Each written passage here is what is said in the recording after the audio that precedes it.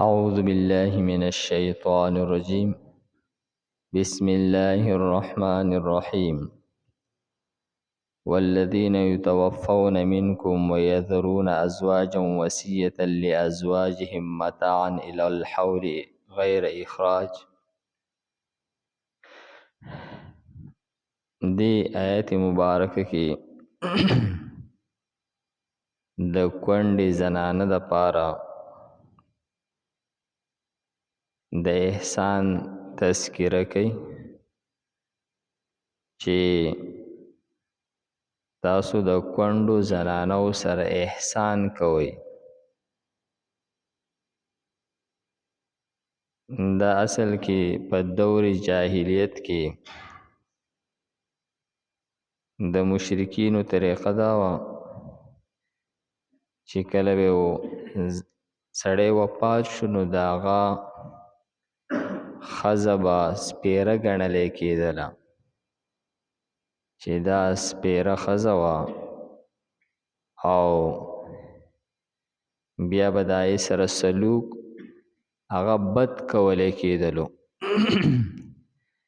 د یو کاله پورې به هغه په یو ځان له کوټه کې بنده کړې وه او هغې ته به بلکل د صفایۍ د سینګار اجازت نه و. نو دا آیت مبارکه د هغې په رد کې نازل شوی دی. نو فرمایي چې تاسو د دغه کونډو سره د هغې عدت خو 4 میاشتې 10 ورځې دی، البته د کاله پورې به دا د دغه خاوند په کور کې وي او خاوند له پکار دي چې د مرګ په وخت کې د دغه ښځې دپاره وصیت وکړي چې زما د ترکې نه دې د دې خرچه چلولی کېږي. مفسرین فرمایي چې بعض مفسرین وایي چې دا آیت چې دی دا د میراث په آیتونو سره منسوخ شوی دی او بعض مفسرین وایي چې دې یو پیدا اوس هم شته دی، نه 4 میاشتې 10 ورځې خو به دا زنانه په دغه کور کې عدت په تیری او د دې نه پس د کاله پورې په دغه کور کې د دې پاتې کېدل دا د استحباب درجه لري،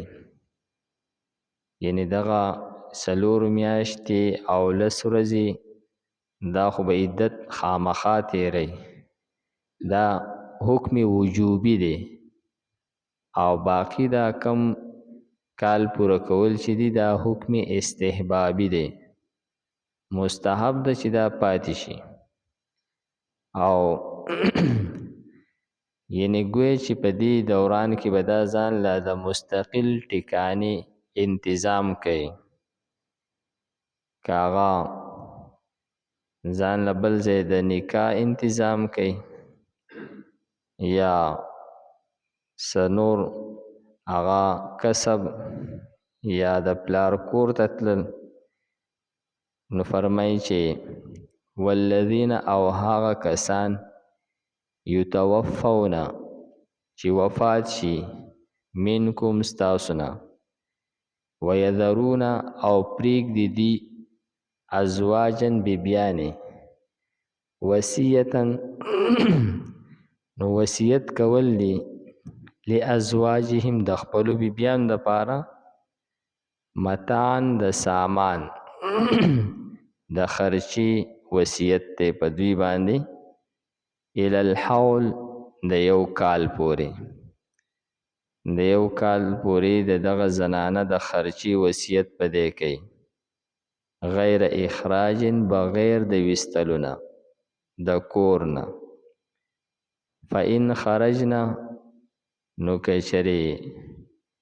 دا 4 میاشتې او 10 ورځې عدت دا تیر کی او د دې نه پس دا زنانه په خپله وځي، فإن خرجنا نو که چیرې وځي دا زنانه د عدت نه وروستو په خپل طور باندې فلا جناح علیکم نو په تاسو بیا څه ګناه نشته دی فیما په هغه څه کې فعلن چې کوي دا زنانه فی انفسهن د خپل ځان متعلق من معروف د دستور مطابق یعنی نکاح کول غواړي پلار کور ته ځي کار کسب کوي نو فرمایي چې بیا په تاسو ګناه نشته دی والله عزیز حکیم الله تعالی غالب حکمت والا دی وللمطلقات متاع بالمعروف مخکې آیت مبارکه کې دا حکم ذکر کړو چې د کومه زنانه چې د هغې رخصتي نه ده شوې مهر نه دی متعین شوی هغې ته طلاق میلاو شو نو د هغې خو مهر نه کیږي لیکن تاسو به ورله یو ډالۍ ورکوئ نو هلته کې ډالۍ ورکول دا هغه حکم وجوبي دی دلته کې د ټولو مطلقاتو دپاره هغوی ته د مهر ورکول خو واجب دی د مهر نه علاوه یو ډالۍ هغې له ورکول د هغې د دلجویۍ دپاره فرمایي چې دا حکم استحبابي دی د ټولو مطلقاتو دپاره که هغې ته مهر میلاویږي یعنې هغه رخصتي شوې ده مهر مقرر شوی دی نو ظاهره ده چې هغې ته به مهر هم میلاویږي او ډالۍ به ورته هم میلاویږي چې د هغې مخکې تفصیل راغلی و چې هغه د خاوند د وس مطابق ده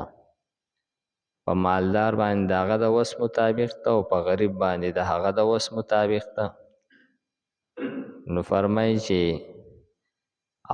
ډالۍ ورکول دي بالمعروف د عام دستور مطابق حقا دا حق دی علی المتقین په پرهیزګارانو باندې دلته کې د متقین نه مراد هغه مؤمنان دي یعنی ځان بچ کوونکي د شرک او د کفر نه چې هغه ټول مسلمانان دي نو فرمایي چې دوی له تاسو ډالۍ ورکوي او دا حکم د دغه دپاره دی چې دا څنګه چې نکاح یو معامله وه د تعلق جوړولو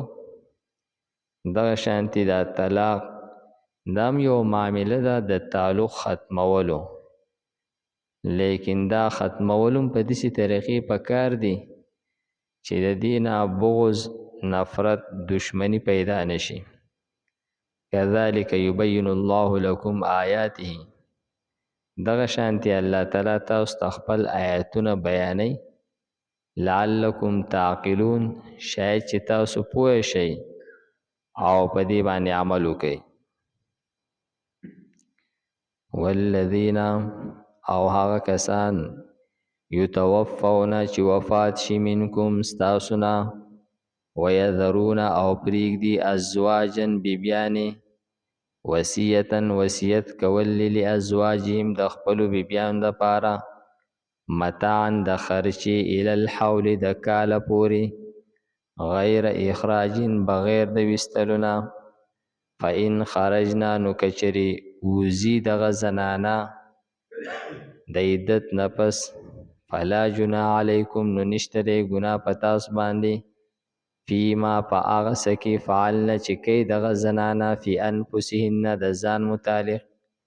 من معروف د دستور مطابق والله او الله تعالی چې دی عزیز غالب دی حکیم حکمت والا دی وللمطلقات او د طلاق شوي زنانو دپاره متاعون ډالۍ ده بالمعروف د دستور مطابق حقا حق دی علی المتقین په پرهیزګارانو باندې کذلک دارنګې یبین الله بیانوي الله تعالی لکم تاسو ته آیاتي خپل آیتونه لعلکم تعقلون شاید چې تاسو پوه شئ. الحمد لله رب العالمين والعاقبة للمتقين والصلاة والسلام على خير خلقه محمد وآله وأصحابه أجمعين. پروردگار زموږ دا ناسته په خپل دربار کې قبول کړي. پروردگار موږ ته د قرآن پاک سمجھ بوج را نصیب کړي. د مرګ نه مخکې موږ ته په دې باندې عمل کولو توفیق راکړي. وصلى الله تعالى على خير خلقه محمد وآله وأصحابه أجمعين برحمتك يا أرحم الراحمين.